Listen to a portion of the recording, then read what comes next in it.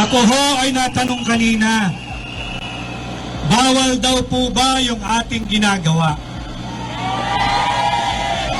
Ang sagot ko, paano naging bawal ang isang gawain na mayroong garansya sa ilalim ng ating saligang batas, partikular ang Articles 3, ang Bill of Rights ng bawat Pilipino.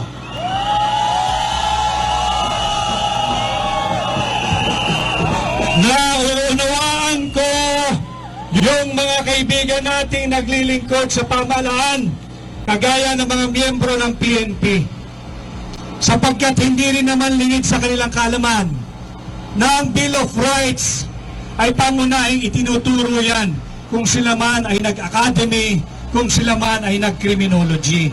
Kaya alam din po nila yan.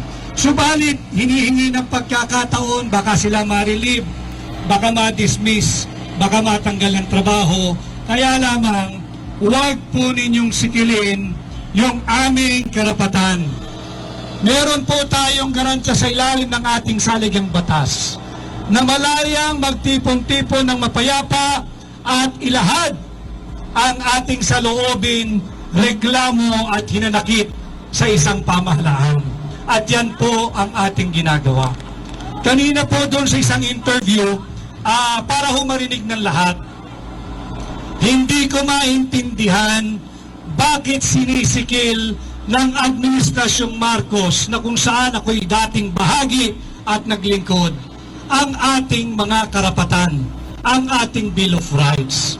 Alam ho ninyo, isang paglalahad, masasabi rin ninyong pagtatapat.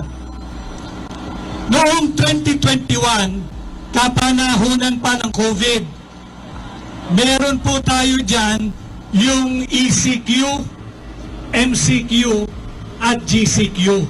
Bawal yung ganitong pagtitipon-tipon.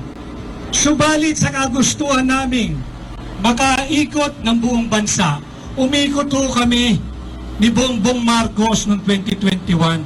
Higit pa ho dito yung mga kaharap namin, wala nang mask, dinayulate namin yung COVID protocol. Pero hindi ho kami nakaranas ng ganitong uri ng pagsisikil kagaya ng pagsikil ng Administrasyong Marcos sa ating karapatan.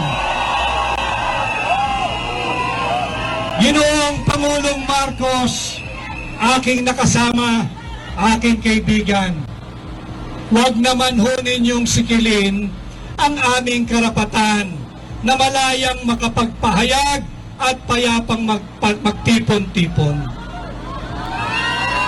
Respetuhin naman ninyo ang ating saligang batas.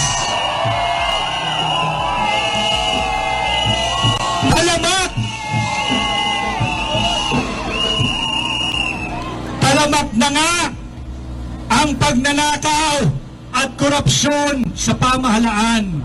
Pati pa naman ang ating karapatan ay inyong nanakawin.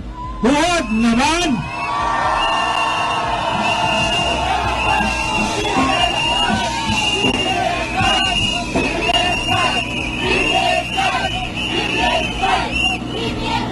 Sila po ay nahalal sa loob ng terminong 6 na taon.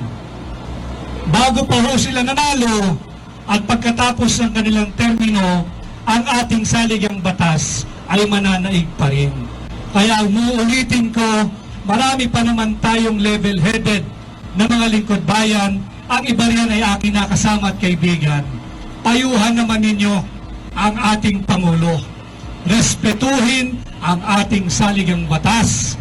Kilalanin ang ating Bill of Rights. And together, let us uphold, protect, and defend our Constitution. Maraming salamat at mabuhay ang hakbang ng maisip!